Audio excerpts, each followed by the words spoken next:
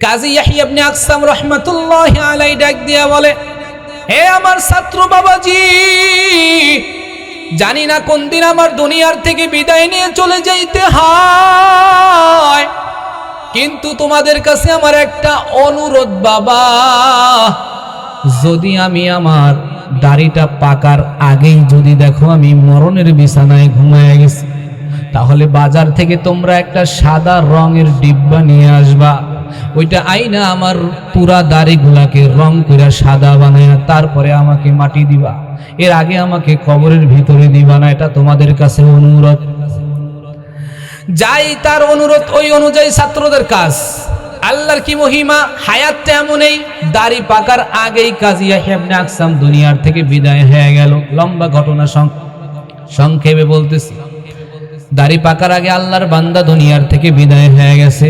বিদায় হওয়ার পর ছাত্ররা বাজার থেকে ওই সাদা রং কিনে নিয়ে আসছে, দাড়িগুলো রং করে এবার তাকে কবরে যখন রাখা হয়, কবরে রাখার পর মানুষ সবাই মাটি দিয়ে চলে গেছে।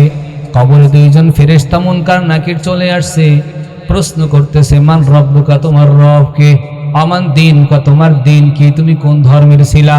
আমান নবিয়্যুকা, তোমার নবীকে? অথবা ওমা হাযার রাজুল আল্লাযী বুইসা ফীকুম, এই লোকটাকে যাকে তোমাদের কাছে পাঠানো হয়েছিল। নবীর চেহারা দেখানো হবে, যারা নবীর সুন্নত মানছে তারা দেখেই বইলা ফেলাইবে, আর যারা মানে নাই দেখাও চিনা বলতে পারবে না। তিনটা প্রশ্ন করা শেষ, কিন্তু কাজী ইয়াহইয়া ইবনে আকসাম একটা প্রশ্নের জবাবও দেয় না, একেবারে চুপচাপ বসে আছে। দুই ফেরেশতা একে একে কথা বলে, ওরে ভাই, এত কবরের ভিতরে গেলাম, কত মানুষের সাথে আমরা প্রশ্ন করলাম, কোনো মানুষ তো এরকম চুপ করে থাকে নাই। যদি প্রশ্নের জবাব পেরেছে তো উত্তর দিয়ে দিয়েছে, আর যদি না পেরেছে তাহলে তারা সঙ্গে সঙ্গে বলেছে আনাল্লা আদরি, আমি এগুলো কিছুই জানি না। কিন্তু চুপ করে থাকতে কাউকে পাই নাই, উনি কেন চুপ করে আছে? এমন সময় একজন ফেরেশতা আল্লাহর কাছে চলে গেলেন, আল্লাহকে বলে, আল্লাহ, তুমি তো আলিমুল গায়ব, সব কিছু জানো, শুনো, বুঝো, এতক্ষণ কি হয়েছে তোমার বান্দার সাথে এটা তুমি ভালো করেই জানো, কিন্তু আমাদের প্রশ্ন, তোমার এই বান্দা কেন আমাদের প্রশ্নের জবাব দেয় না, চুপ করে আছে কেন, এটা জানতে চাই। আল্লাহ ডাক দিয়ে বলে, সর ফেরেশতা, তোরা সর, আমি নিজেই আমার বান্দার সাথে একটু কথা বলতে চাই। আল্লাহ নিজে যদি কোনো বান্দার সাথে কথা বলে, রে ভাই, ওই বান্দার কপালটা বড় ধন্য। আল্লাহ জিজ্ঞাসা করলেন, আরে কাজী ইয়াহইয়া ইবনে আকসাম, আমার ফেরেশতারা তোকে প্রশ্ন করলো, কিন্তু তুই কোনো জবাব দেস না, কথা বলস না, এর কারণটা কি বল? আসলে আল্লাহ সব জানে কি জানে না? কথা কয় না। আল্লাহ জানে কি জানে না? আল্লাহ জানিয়াও মজা করতেছে, সুবহানাল্লাহ। আসলে আমাদের পর্যন্ত ঘটনাটা অস্পষ্ট যেন না থাকে, স্পষ্ট যেন হয়ে যায়, এই জন্য আল্লাহ জিজ্ঞাসা করে, এই তুই চুপ কেন বল? কাজী ইয়াহইয়া ইবনে আকসাম ডাক দিয়ে বলে, আল্লাহ, তোমার ফেরেশতারা যখন আমাকে প্রশ্ন করেছে তখন আমি সঙ্গে সঙ্গে তোমার নাম নবীর হাদিস নিয়ে গবেষণা করতেছিলাম। ইন্নাল্লাহা লা ইস্তাহয়ী লিযিশ-শাইবাতিল মুমিন, নিশ্চয় আল্লাহ তাআলা দাড়ি পাকা চুল পাকাওয়ালা মুরব্বিদেরকে সম্মান দেয়া কথা কয়, সম্মান দেয়। তাদেরকে আল্লাহ মাফ না করলে আল্লাহর নাকি লজ্জা হয়। আমি ওই হাদিস গবেষণা করতেছিলাম যে আল্লাহ যাকে সম্মান দেয়া কথা কয়, সম্মান করে, যাকে আল্লাহ ক্ষমা করে দেয়, এমন লোকের সাথে ফেরেশতাও তো সম্মান দিয়া কথা বলা আরো আগে দরকার। কিন্তু তোমার ফেরেশতা আমার সাথে সম্মান দেয়া কথা কয় নাই, ধমকের সুরে প্রশ্ন করেছে, এই জন্য আমি একটা প্রশ্নের জবাব দেই নাই। আল্লাহ পাক এবার আসল ঘটনা উন্মোচন করে দিলেন। কাজী ইয়াহইয়া ইবনে আকসাম, তুই যে হাদিসের উক্তি দিয়া সম্মান দাবি করছ, আসলেতে তুই বুড়া না, তুই তো রং লাগাই আইছো, এটা আমি জানি, তুই তো 2 নম্বর বুড়া। ঠিক না বে ঠিক? तकबीर में कलमा में नमाजों में अज़ा में, तकबीर में कलमा में नमाजों में अज़ा में, है नाम इलाही से मिला नाम मोहम्मद, है नाम इलाही से मिला नाम मोहम्मद। फरमाते हैं आदम के मुझे खुल्द तरी में,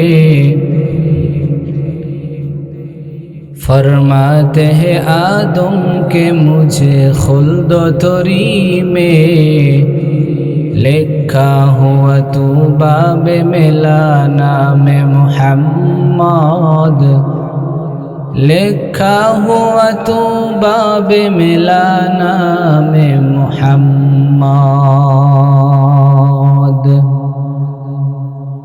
है मीम में महबूब ये मुतलक का इशारा, है मीम में महबूब ये मुतलक का इशारा, फिर क्यों न हो महबूब खुदा नाम मोहम्मद, फिर क्यों न हो महबूब खुदा नाम मोहम्मद।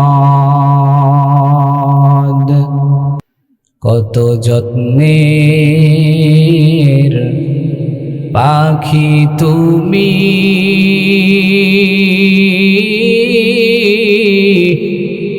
কাজল বরণ টিয়া, সময় হলে যাইবা চলে, এই দুনিয়ার সব ধুইয়া, আইসো একা যাইবা একা,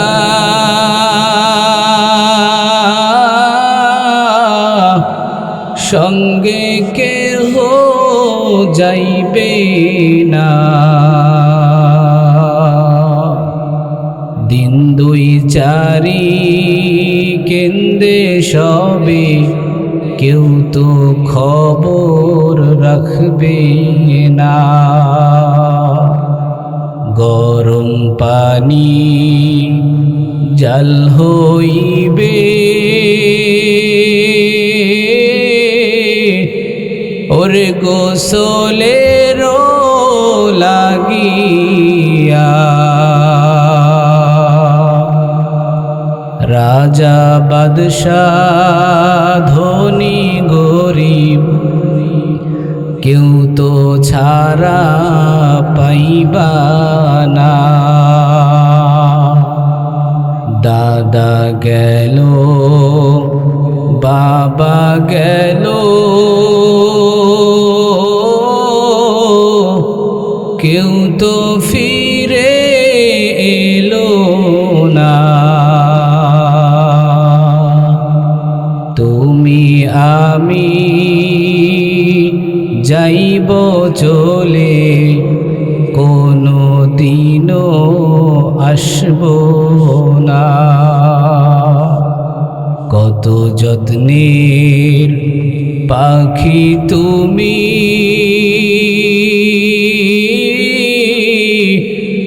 কাজল বরণ টিয়া, সময় হলে যাইবা চলে, এই দুনিয়ার সব থুইয়া। সময় হলে যাইবা চলে, এই দুনিয়ার সব থুইয়া। এবার সকলে ঐক্যবদ্ধ হয়ে আমরা আল্লাহ পাকের একটা তাকবীর দিব, সবার আওয়াজটা আসমান পর্যন্ত গিয়ে যেন ঠেকে। লিল্লাহে তাকবীর, লিল্লাহে তাকবীর। দিন ইসলাম, দিন ইসলাম, আল কোরআনের আলো ঘরে ঘরে জালো। মাশাআল্লাহ, কথাটা যেমনি বলছেন এমনি যেন ঠিক থাকে। এখন ঘরে ঘরে ঘরে ঘরে আল কোরআনের আলো জ্বলে না, খালি কারেন্টের আলোগুলোই জ্বলে, বাতিগুলোই জ্বলে, ঠিক না ভাই? ঠিক। আজকে থেকে কারেন্টের বাতির সাথে আল কোরআনের আলোকেও চালু করতে হবে ইনশাআল্লাহ। আল্লাহ তৌফিক দান করেন, বলেন আমিন। আমি আপনাদের খিদমতে আল্লাহ পাক রব্বুল আলামিনের পবিত্র কালামুল্লাহ শরীফের ভিতরে একটি সূরা আছে, সূরা আনআম। এই সূরার 151, 152, 153 এই তিনটি আয়াত। প্রথম আয়াত আমি তেলাওয়াত করেছি, বাকি দুইটি করি নেই। এই তিনটি আয়াতের আলোচনা হাদিসের মধ্য থেকে আল্লাহ রাসূল সাল্লাল্লাহু আলাইহি ওয়াসাল্লামের অসংখ্য অগণিত অমীয় বাণী থেকে। হাদিসের একটি বৃহৎ একটি বড় কিতাব আছে আহমদ শরীফ। এই আহমদ শরীফ কিতাবের ভিতরে প্রায় 30,000 হাদিস রয়েছে, 28 থেকে 30,000 হাদিস। এই কিতাবের 22,075 নম্বর হাদিস, যেটা আমি আজকে আপনাদের সামনে অংশ বিশেষ পড়েছি।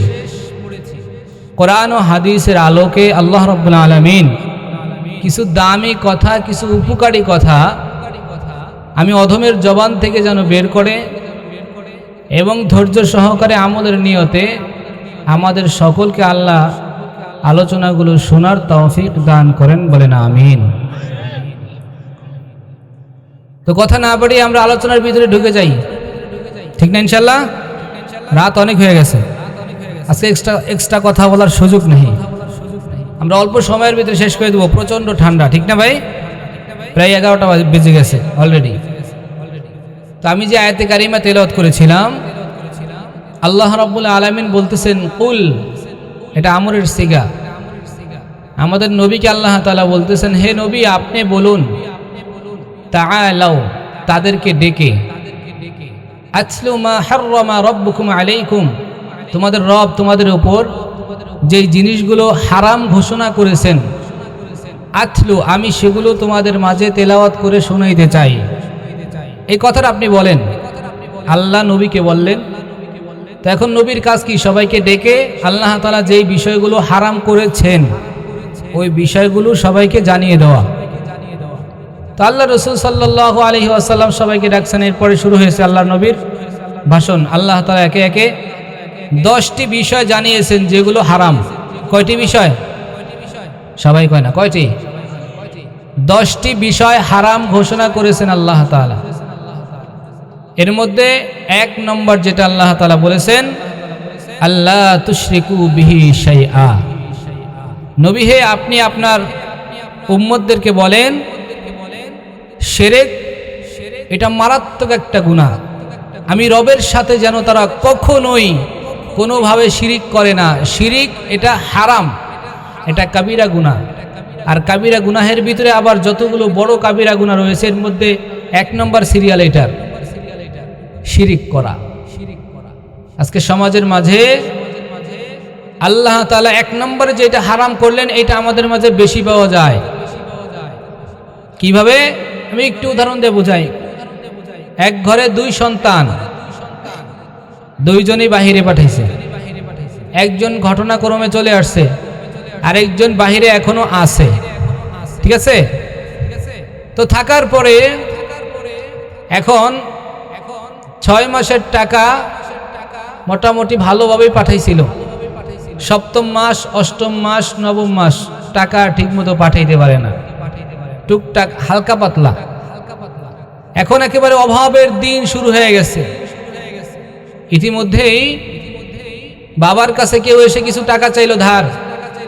তোমার সন্তান বাহিরে থাকে, আমার কিছু টাকা ধার দাও।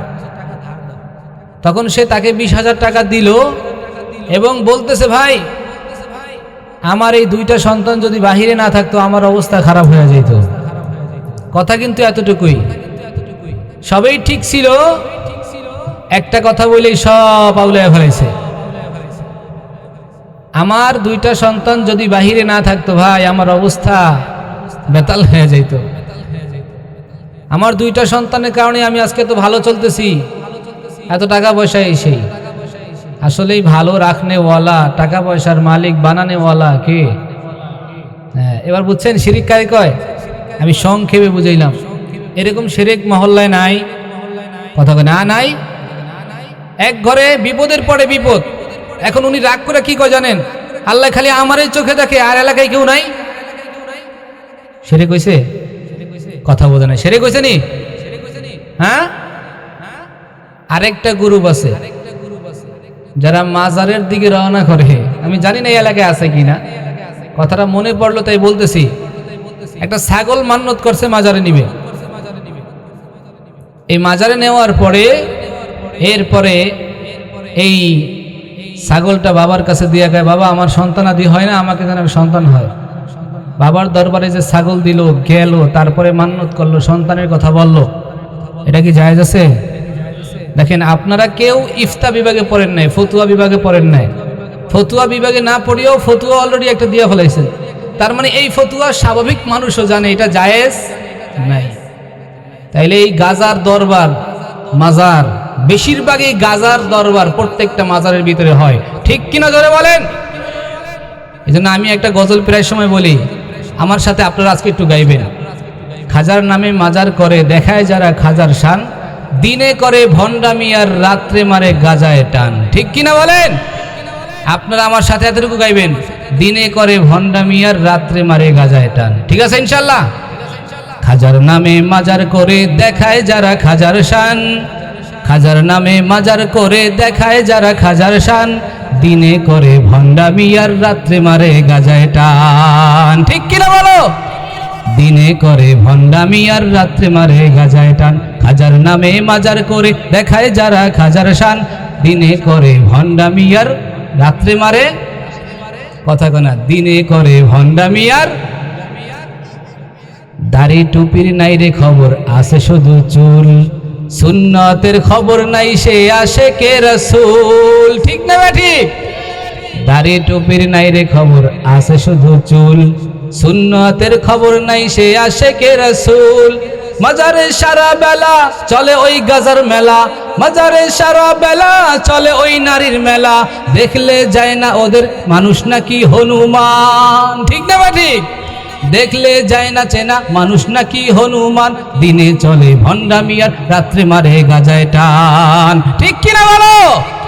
দিনে করে ভণ্ডামি আর রাত্রে মারে গাজায় টান। এরকম মাজার আমাদের দেশে নাই। আমাদের দেশে মাজার এরকম নাই যে গাঞ্জা ওপেনে বেচে, নাই। আমি নাম প্রমাণ সহকারে দেখাইছি, বলবো? দরকার নাই, নামটা আছে নিলাম না। আমার দেশে এরকম মাজারের অভাব নাই যেই মাজারে প্রকাশ্যে গাঁজা বিক্রি হয়, প্রকাশ্যে। এবার আপনি চিন্তা করেন ওই মাজার গেলে আমার কি হবে? ইমানের কোনো ফায়দা হবে? কোনো ফায়দা হবে না।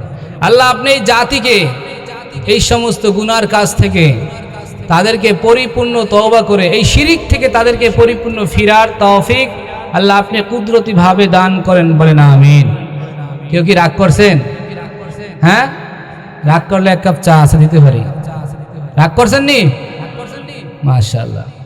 হকের সাথে থাকতে রাজি আছি না ইনশাআল্লাহ? সবাই রাজি আছেন তো? যদি আমার রসুলের মুহাব্বত আপনি চান, রসুলের শাফায়াত হাসরের ময়দানে চান, তাহলে নবীর পক্ষে আপনার থাকতে হবে। যদি না থাকেন তাহলে আপনি কোনো দিন কোনোভাবে নবীর শাফায়াত পাওয়া আপনার দ্বারা সম্ভব হবে না। হবে ভাই? অন্তত আপনি একটা জিনিস মনে রাখবেন, অনেকে দাড়ি রাখতে পারে নাই কিন্তু দাড়িটাকে মোহাব্বত করে, নবীর সুন্নত মানতে পারে না কিন্তু নবীকে কলিজা দিয়া মোহাব্বত করে। এরকম যুবক আছে না নাই? পয়গম্বরে আরবি সাল্লাল্লাহু আলাইহি ওয়া আলিহি ওয়াসাল্লাম একদিন এইরকম বসা, তো এমন সময় এক সাহাবা এসে হাজির হয়ে গেছে। ও পয়গম্বর, আমি যখন আপনার দরবার থেকে বাড়িতে চলিয়া যাই, বাড়িতে যাওয়ার পর আমার সন্তান সন্ততি তাদের সাথে যখন থাকি, ওই সময় মনটা একটু মানায় নিতে পারি, কিন্তু বেশিক্ষণ আমার মন ভালো থাকে না। হঠাৎ করে আপনি নবীর কথা আমার মনে হয়ে যায়, একটা দৌড় মেরে আপনার কাছে আমি চলে আসি আপনার মোবারক চেহারাটা দেখার জন্য। ও পয়গম্বর, একটা বিষয় জানার প্রয়োজন, আপনিও দুনিয়ার থেকে চলে যাবেন, আমিও দুনিয়ার থেকে চলে যাব, কিন্তু দুনিয়ার থেকে চলে যাওয়ার পর আপনি থাকবেন জান্নাতের উঁচা মাকামে, আর আমার ঠিকানা কোন জায়গায় হয় আমি সেটা জানি না। জান্নাতেও যদি হয় তবে কোথায় হয় সেটা তো আমি জানি না। ও পয়গম্বর, আমি আপনাকে এতটা মুহাব্বত করি, দুনিয়াতে একটা নজর যদি আপনাকে আমি দেখতে না পাই পয়গম্বর, মনটা বড় বেজার হয়ে যায়, মনটা ব্যাকুল হয়ে যায়। আপনাকে দেখার জন্য দৌড়ে চলে আসি, আসার পর আপনার মোবারক চেহারা দেখে আমার কলিজাটা ঠান্ডা হয়ে যায়। কিন্তু ওই জায়গায় যাওয়ার পর যদি আমি আপনাকে না দেখতে পাই তাহলে আমার কলিজা জান্নাতে যাওয়ার পরেও ঠান্ডা হবে না। আল্লাহু আকবার। জান্নাতে যাওয়ার পরেও আমার কলিজা ঠান্ডা হবে না গো পয়গম্বর। আমি জানতে চাই জান্নাতে যাওয়ার পরে আমার হালাতটা কি হবে, এইটা আমাকে একটু জানায় দেন পয়গম্বর। সঙ্গে সঙ্গে একেবারে চুপ হয়ে গেলেন। আমি তো এই ব্যাপারে এখনো কোনো উত্তর পাই নাই। আর আমার নবীর একটা অভ্যাস হলো, আল্লাহর পক্ষ থেকে কোনো জিনিসের ফয়সালা না হওয়া পর্যন্ত আমার নবী কোনো ব্যাপারে কোনো দিন কথা বলতে পারে না, বলে না। এটাকে বলা হয় ওহী। ওয়া মা ইয়ানতিকু আনিল হাওয়া ইন হুয়া ইল্লা ওয়াহয়ুন ইউহা। ওহী ছাড়া আমার নবী কোনো কথা বলতে পারে। আমার পয়গম্বর অপেক্ষা রইলেন আল্লাহর ওহী কখন চলে আসে। ইতিমধ্যেই আল্লাহ পাক জিবরাইল আমিন আলাইহিস সালামের মাধ্যমে একটা স্পেশাল আয়াত নিয়ে আমার নবীর দরবারে পাঠিয়ে দিয়েছে। আল্লাহু আকবার। সেই আয়াতে কারিমাটা কি? ومن يطع الله والرسول فأولئك مع الذين أنعم الله عليهم من النبيين والصديقين والشهداء والصالحين وحسن أولئك رفيقا। الله أكبر। আয়াতে কারিমা নাজিল হয়ে গেল। আল্লাহ জানিয়ে দিলেন, ও পয়গম্বর, ওয়ামাই ইউতিইল্লাহ ওয়ার রাসূল, দুনিয়ার জমিনে যেই ব্যক্তি আল্লাহ এবং তার রাসূলের ইত্তিবা করবে, আল্লাহ ও তার রাসূলের অনুকরণ করবে, অর্থাৎ আল্লাহকেও ভালোবাসে, নবীকেও ভালোবাসে, এই লোকগুলাকে আপনি বলে দেন ফাউলাইকা মাআল্লাযীনা আন'আমাল্লাহু আলাইহিম মিনান নাবিয়্যিন ওয়াস-সিদ্দীকিন ওয়াশ-শুহাদা'i ওয়াস-সালিহিন। চার প্রকার লোকের কথা আল্লাহ বললেন। আমি যেই চার প্রকার আল্লাহ জানাইতেছে, আমি যেই চার প্রকার লোকদেরকে আমি নিয়ামত দিয়ে সম্মানিত করলাম, তার মধ্যে এক নম্বর হলো নবীরা। যেই ব্যক্তি আল্লাহ ও তার রাসূলকে মুহাব্বত করবে, ওই ব্যক্তির কোনো ভয় নাই, পেরেশানি নাই, টেনশন নাই, চিন্তা নাই। জান্নাতে গেলে সে নবীর সাথেই জান্নাতে থাকবে। আপনাদের শুইনা মনে খুশি লাগে নাই? খুশি লাগে নাই? নবীর সাথে জান্নাতে থাকতে চান তো ইনশাআল্লাহ? দেখি কে ডাকরা নবীর সাথে জান্নাতে থাকতে চান, দেখি নবীর সাথে। আল্লাহু আকবার। আল্লাহর পয়গম্বর একটা হাদিস শোনাই। আল্লাহর রাসূল সাল্লাল্লাহু আলাইহি ওয়া আলিহি ওয়াসাল্লাম হাদিসের মধ্যে বলে, মান আহাব্বা সুন্নতি ফাকাদ আহাব্বানি ওয়া মান আহাব্বানি কানা মাই ফিল জান্নাহ। যেই ব্যক্তি আমি নবীর একটা সুন্নতকে মুহাব্বত করবে, সে আমি নবীকেই মুহাব্বত করলো, আর যে আমি নবীকে মুহাব্বত করলো, সে আমি নবীর সাথেই জান্নাতে থাকবে। সুবহানাল্লাহ। এখন নবীর সুন্নত তো কতই আছে, সব তো আমাদের দ্বারা মানা সম্ভব হয়ে উঠতেছে না। আসলে সবই তো মানা দরকার, দরকার কি না? কিন্তু বুকে হাত দিয়ে বলতে পারবেন যে আজও পর্যন্ত নবীর যতগুলো সুন্নত আছে বেশিরভাগ সুন্নত আমি মানতেছি, এরকম কেউ আছে? নাই। অধিকাংশ সুন্নতি আমার আপনার দ্বারা দৈনিক ছুটতেছে, ঠিক না? প্রতিনিয়ত ছুটতেছে। সমস্ত সুন্নতের মধ্যে একটা সুন্নতের আমি আজকে একটু বয়ান করতে চাই, সেটা হলো নবীদের স্পেশাল একটা সুন্নত হলো দাড়ি রাখা। কি রাখা? কথা বলেন তো ভাই, কি রাখা? তবে দাড়িটা কোন পর্যন্ত রাখবো, এখানে একটা আমাদের প্রশ্ন থাকে। অনেকে দাড়ি একেবারে ছোট করে শেপ করে সিস্টেম করে, এই যে কি বলে ছাঁটাই করে, কেচি দিয়া কাটে, আবার বিভিন্ন ডিজাইন করে এরপরে সুন্দর মতো রাখে। এটাতে কোনো ফায়দা আছে ভাই?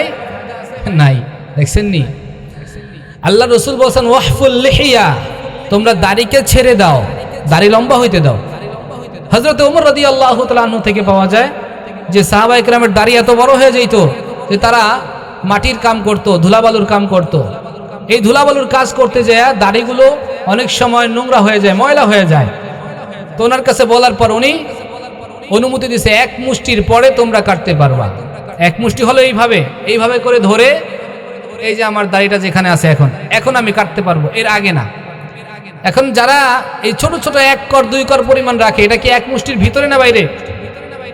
এটা কি জায়েজ আছে?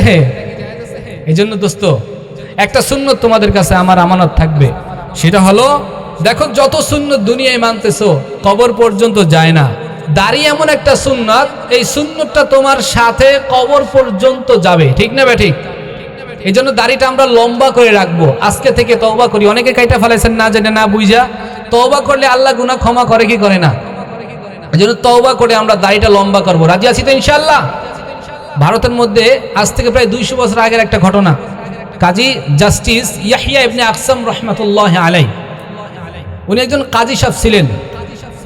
উনি এই হাদিস পড়তেছেন এক সময়, তো দেখে সামনেই হাদিসটা চলে আসছে, ওয়াহফুল লিহিয়া, হ্যাঁ দাড়ি লম্বা করার হাদিস যখন তিনি পাইছেন, আরেকটা হাদিস তার সামনে চলে আসছে যে আল্লাহ রাসূল সাল্লাল্লাহু আলাইহি ওয়াসাল্লাম বলছেন, দাড়ি পাকা এবং চুল পাকা যত মুরব্বীরা দুনিয়ায় আছে, এরা যদি আল্লাহর দরবারে হাত উঠায়, আল্লাহ তাদেরকে ক্ষমা না করলে আল্লাহর কাছে নাকি লজ্জা লাগে। সুবহানাল্লাহ।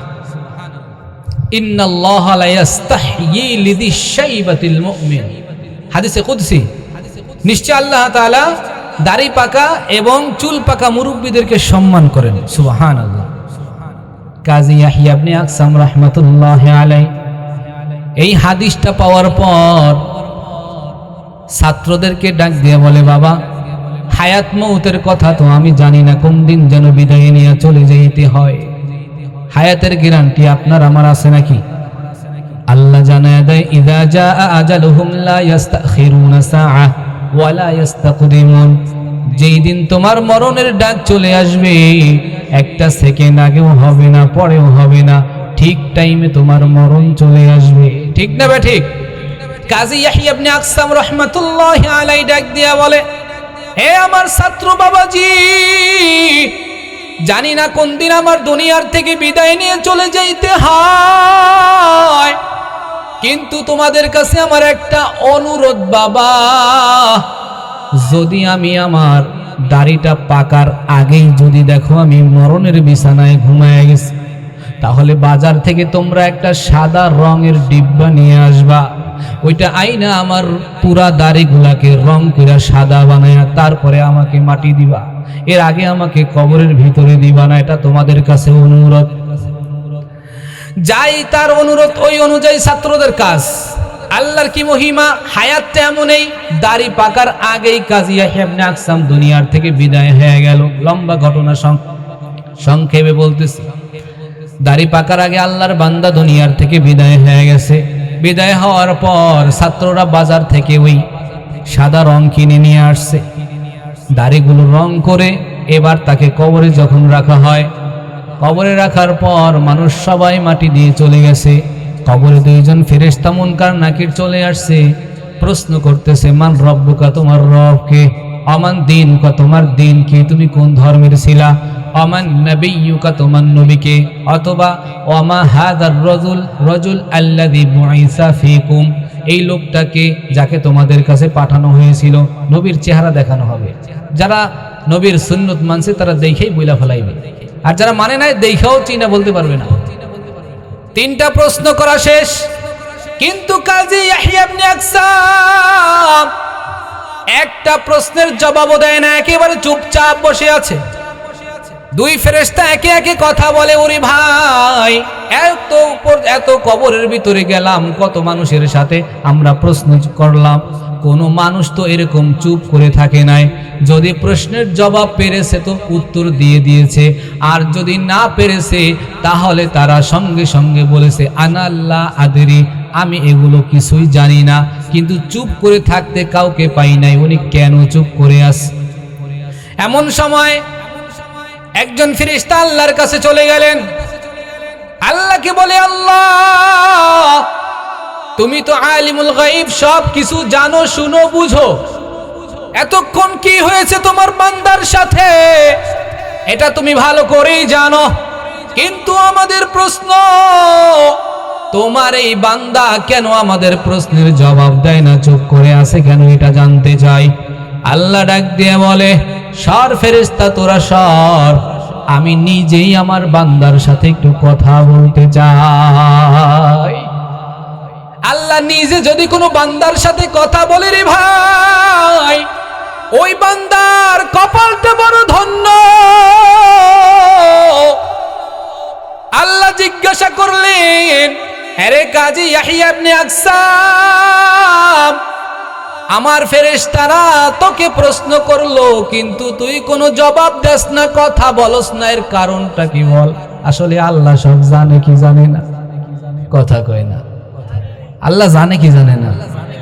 আল্লাহ জানিয়াও মজা করতেছে, সুবহানাল্লাহ।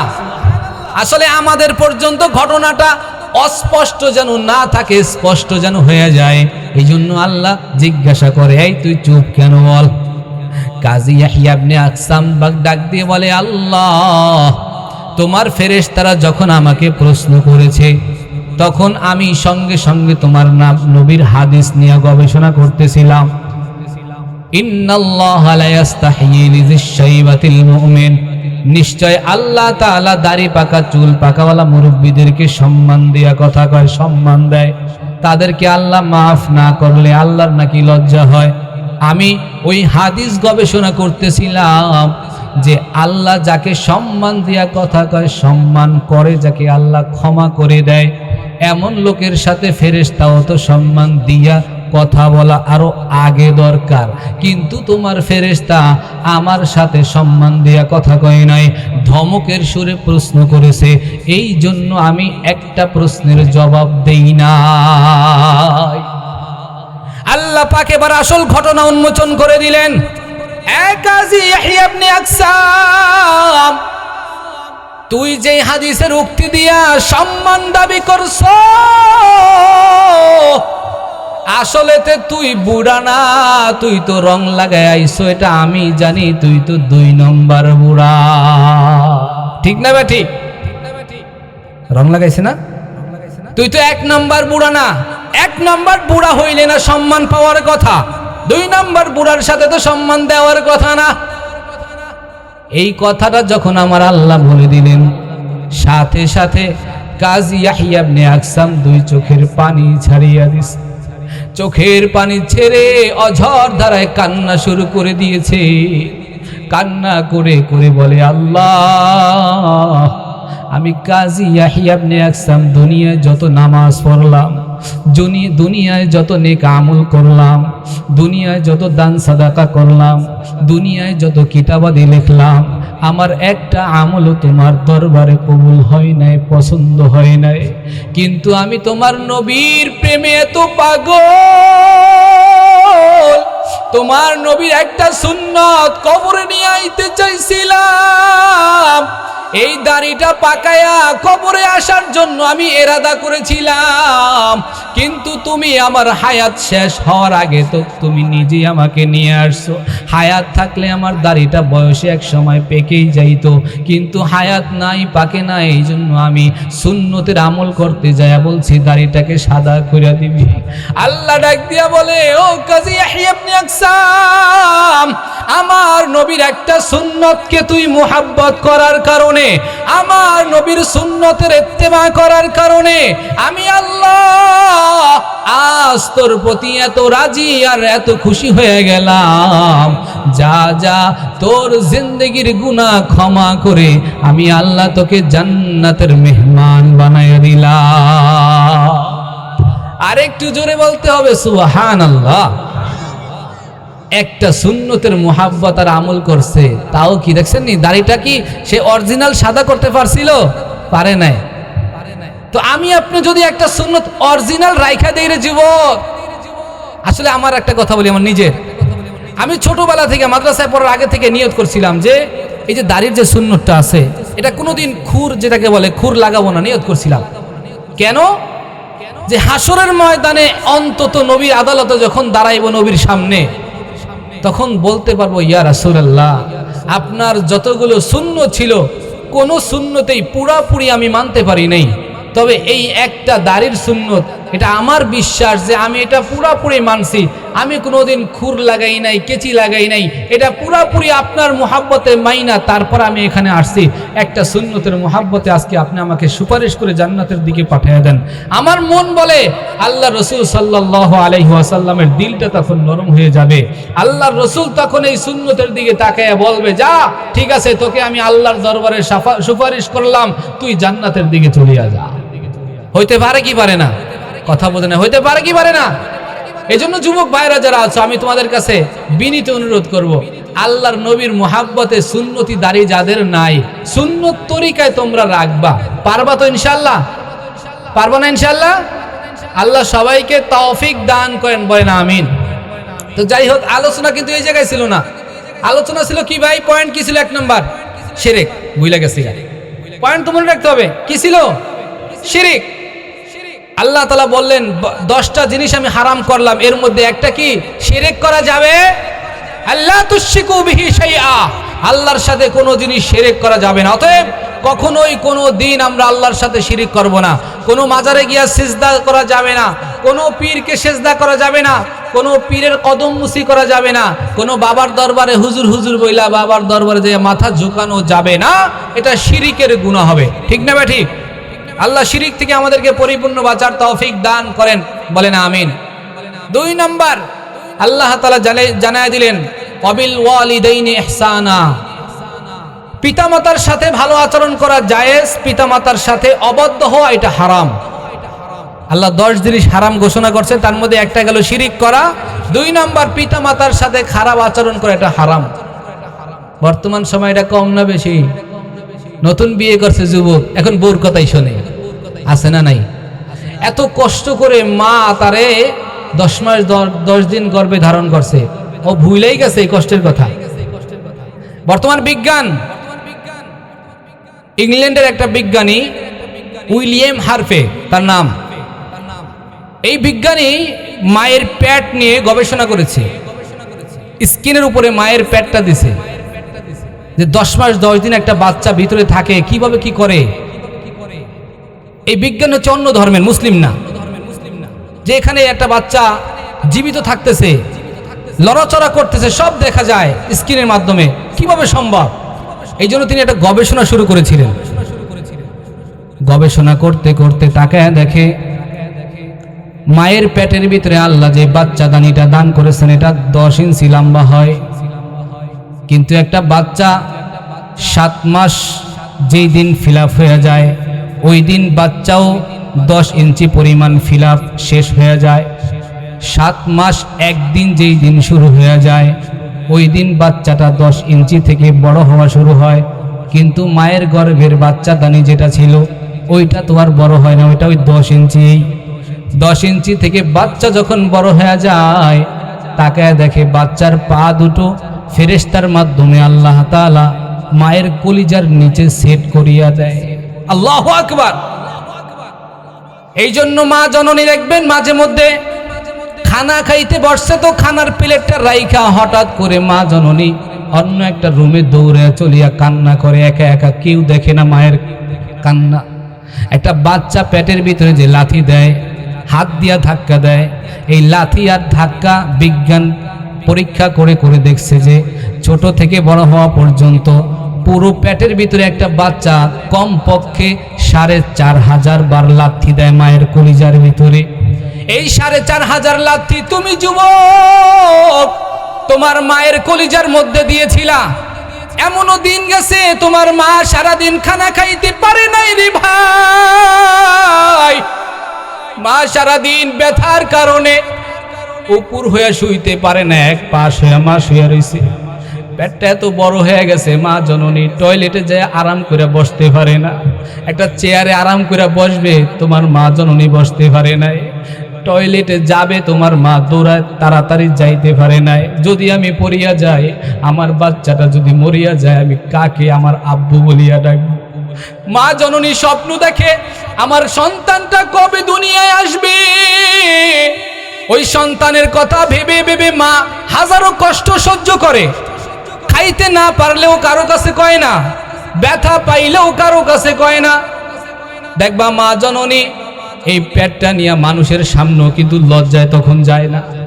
কোথাও বেড়াইতে মনে চাইছে কোনো দিন যায় না। কত জায়গায় বিবাহ অনুষ্ঠান আত্মীয় স্বজন যাইতে পারে না। শুধু একটা চিন্তা, আমার বাবা কবে দুনিয়ায় আসবে। এই ডাক্তার যে সায়েন্সিস্ট ছিল উনি বলে পরীক্ষা নিরীক্ষা করার পর আমরা আরেকটা গবেষণা পাইলাম, ৪,৫০০ লাথির ভিতরে ৩টা ঐতিহাসিক লাথি। কয়টা? ৩টা ঐতিহাসিক লাথি। একটা লাথি যখন বাচ্চা মারে, মা হঠাৎ করে খাবার দাবার বন্ধ করিয়া ওই দিন কোনো খাবার তার পেটের ভিতরে ঢুকে না। আর ২ নম্বর ঐতিহাসিক লাথি যখন মারে, মায়ের ডিম্বাণুর ভিতরে ৭টা পর্দা থাকে। এই ৭টা পর্দা ওই দিন ফাটিয়া যায়। মায়ের গর্ভ থেকে ২ কেজি পরিমাণ রক্ত ব্লাড বের হয়ে জমিনের ভিতরে চলে আসে। মা জননী পানি পানি বলে চিল্লায়। ডাক্তারের থিওরি হলো ওই সময় যদি মাকে পানি পান করতে দেওয়া হয় তাহলে বাচ্চার কোনো ক্ষতি হইতে পারে, আর না হয় ব্লাড আরো বেশি যাইতে পারে, আর না হয় মার যেই কোনো আরেকটা সমস্যা হতে পারে। এই কারণে ডাক্তার বলে এই সময় পানি দেওয়া যাবে না। কিন্তু মা শুধু পানি পানি বলে চিল্লায়। এতটা পানির পিপাসা হয় কিন্তু পানি মাকে দেওয়া হয় না। যুবক চিন্তা কর, তোর মা ওই সময় কতটা কষ্ট করলো।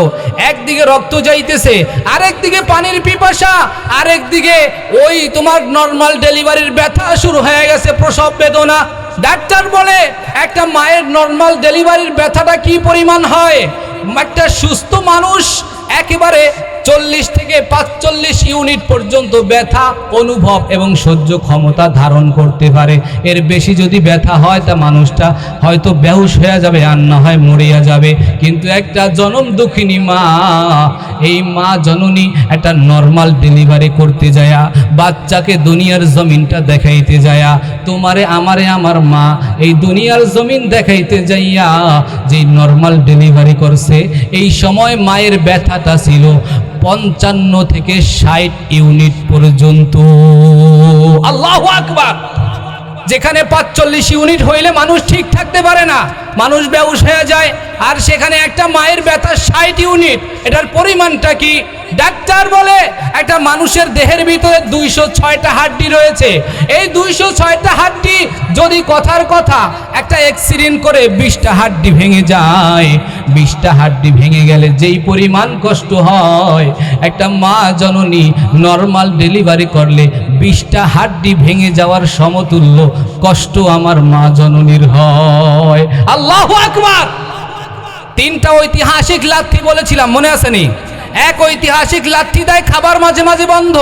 2 নম্বর ঐতিহাসিক লাথি দেয় তখন 7টা পর্দা ফেটে যায়, রক্ত বের হয়ে যায়, আর শুধু বারবার পানি পানি বলে চিল্লায়।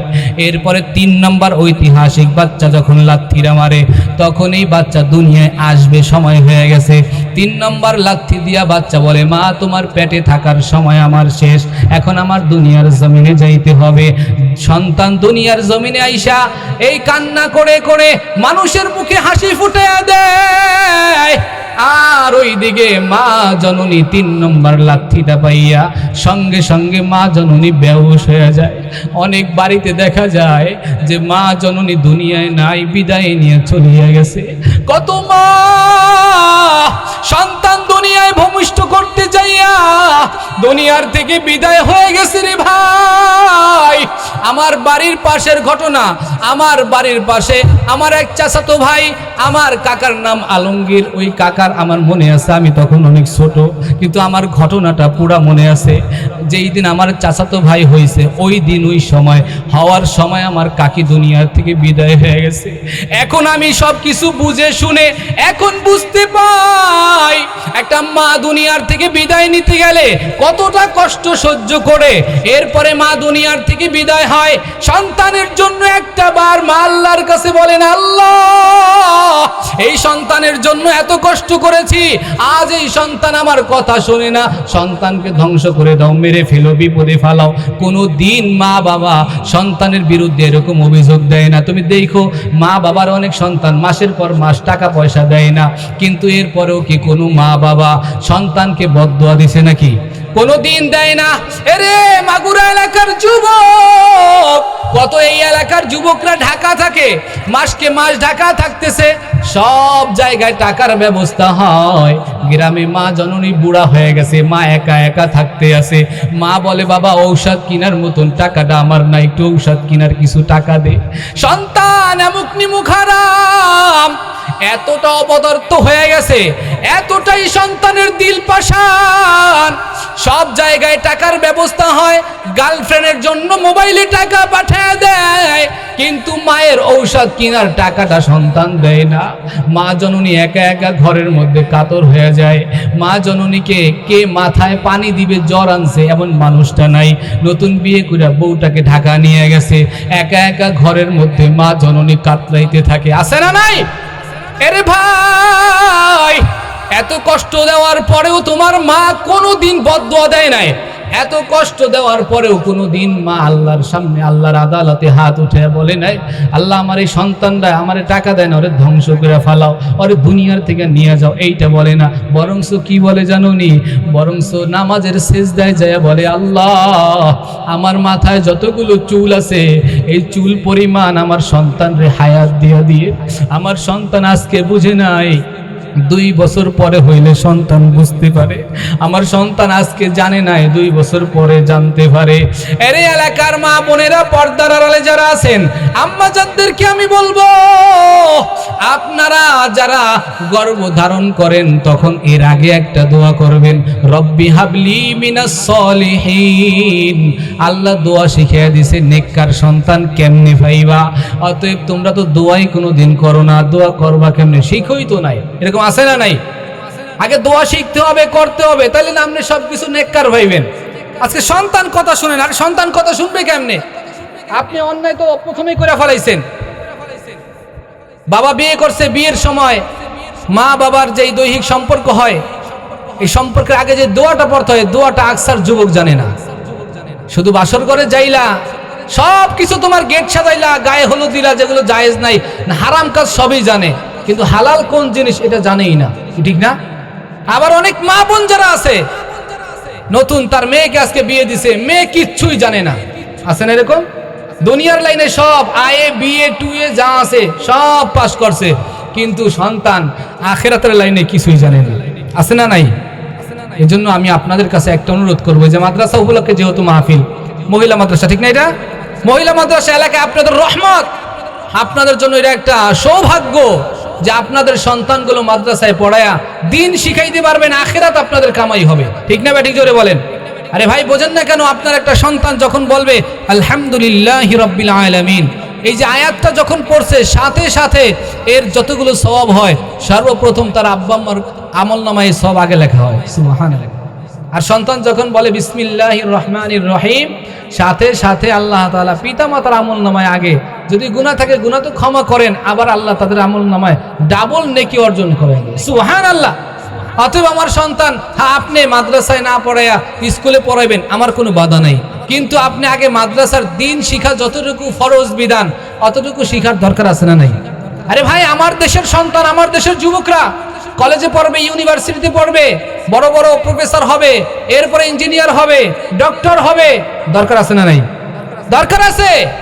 তবে এর সাথে যদি তার দিনদারিত্ব থাকে, দেখবেন আমার ডাক্তার হওয়ার পরে, ভাইটা ডক্টর হওয়ার পরে অফিসে যায়া জীবনও কোনোদিন কইবে না যে এই লাইন ধরছে যারা, এর মধ্যে দুইজন আবার লাইন সারা আইসা ভিজিট 200 বাড়ায়া 500 বাড়ায়া তারপর সিরিয়াল নিয়ে গেছে। যদি দিন ওর ভিতরে থাকে, বলবে না যে আগে আসছে তার হক আগে, যে পরে আসছে তার সিরিয়াল পরেই।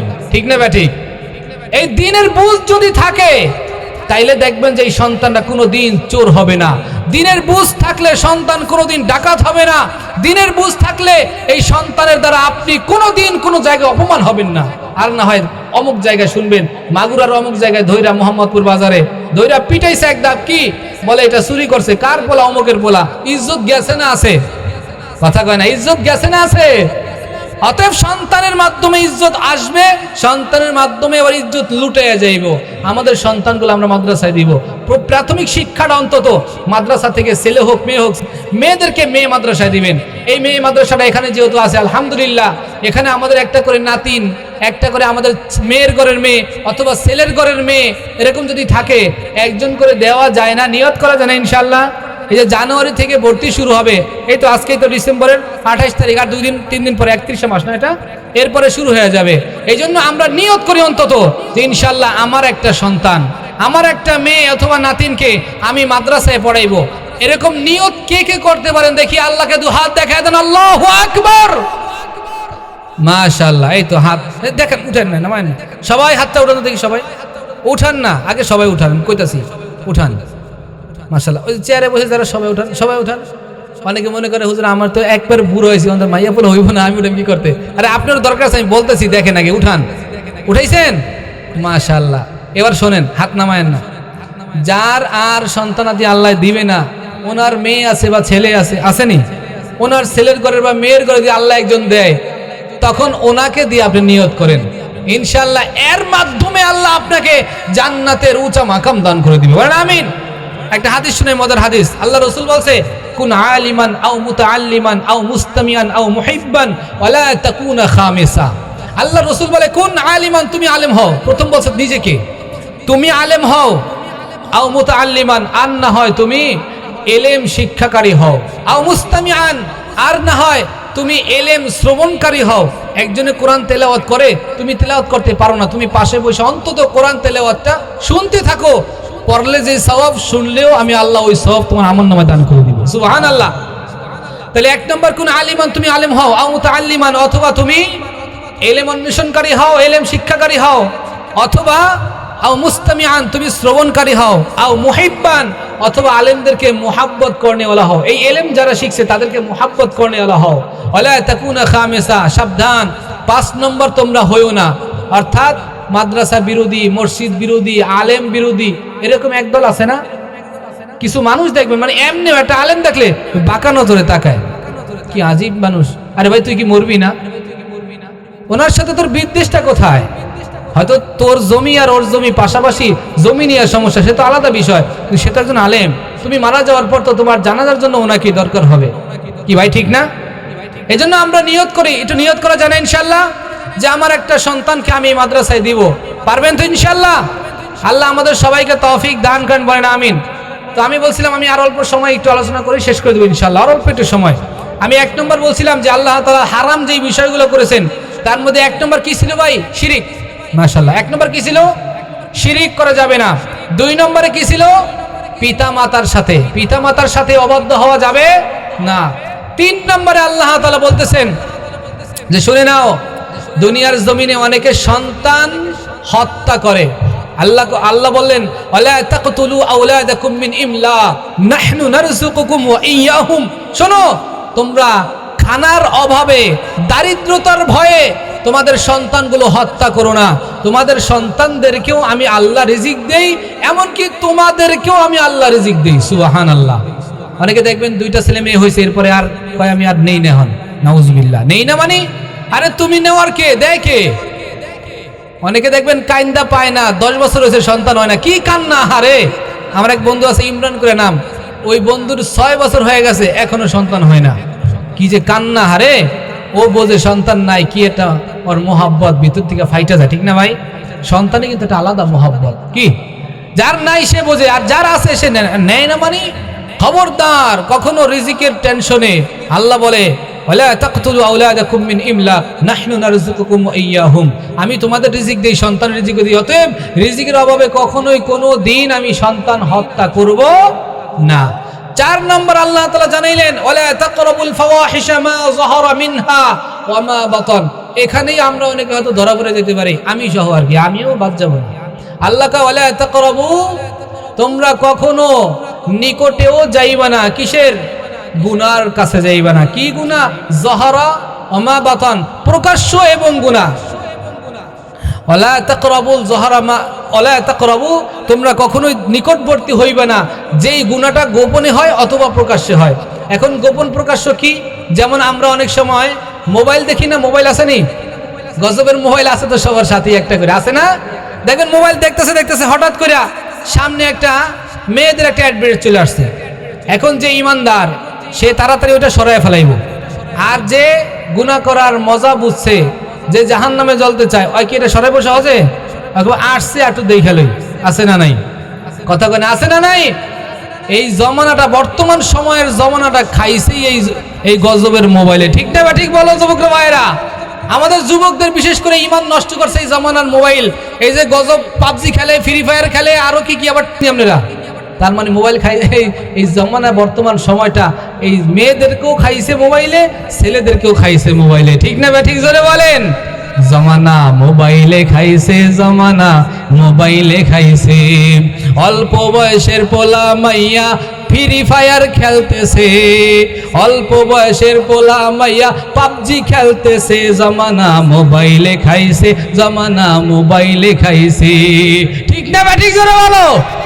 আরে রেডিও থুইয়া ট্যাব আসিল, ট্যাব থুইয়া টিভি, টিভি থুইয়া মোবাইল আইলো, যা খুশি তা পাবি। কথা কয় ঠিক না? ঠিক। ওই টিভির পর্দায় যাহা আছে মোবাইলে তা আছে, আরো কত আজে বাজে মোবাইলে দেখতাছে, ঠিক না? ঠিক বলে যুবকরা। আরে ওই সমস্ত জিনিস দেখা, ওই সমস্ত জিনিস দেখা নেশায় মেতেছে জমানা, মোবাইলে খাইছে জমানা, মোবাইলে খাইছে। বলেন জমানা মোবাইলে খাইছে, জমানা মোবাইলে খাইছে। অতএব মোবাইল একটা না, এখন 2টা করে দিবেন প্রধানরে, ঠিক না? এমন গজবের মোবাইল, ছোট্ট বাচ্চা মাত্র 4 মাস বা 6 মাস হয়েছে, এই বাচ্চারেও খানা খাওয়াইতে পারে না, অভ্যাস হয়ে গেছে। হুজুর কার্টুন না দিলে আমার পোলা খানা খায় না। এমন কি আছে 2-1টা ঘরে দিকে কয় হুজুর টিভি না চালাইলে আমার পোলা খানা গলার ভিতরে যায় না, যতক্ষণ টিভি দেখে খানা 2 প্লেট শেষ, খুব আরাম হয়েছে, ঠিক না? খানা খাওয়া ইবাদত, খানা খাওয়া কি ইবাদতের মধ্যে গুনাহ ঢুকাইলেন, খুব ভালো হয়েছে না খারাপ হয়েছে? খবরদার এগুলো আমরা কখনোই করব না। ভাই কথা ঠিক আছে নাকি রাগ করলেন? আবার রাগ করছেন? খবরদার কখনোই আমরা এগুলো করব না। আল্লাহ এগুলো থেকে আমাদেরকে পরিপূর্ণ হেফাজত করেন, বলেন আমিন। আর এগুলো করতে পারবো কারা জানেন? ওই যে শুরুতে একটা কথা বলছিলাম, যাদের ভিতরে নবীর মোহাব্বত আছে, ঠিক না? নবীর মোহাব্বত যার ভিতরে নাই, ওই লোকটা জীবনেও কোনোদিন গুনাহ ছাড়া এটা তার দ্বারা সম্ভব হবে না। আরে ভাই আপনি তো জানেন না, আমার আপনার নবী আপনার আমার জন্য এখনো মদিনায় শুয়ে শুয়ে কান্না করে, আহারে আমার একটা উম্মত যদি জাহান্নামে চলে যায়, আহারে একটা উম্মত যদি জাহান্নামে চলে যায়, এই কথা বলে আর কান্না করে, আল্লাহ আমার একটা উম্মত যেন জাহান্নামে না যায়, এই কথা বলে।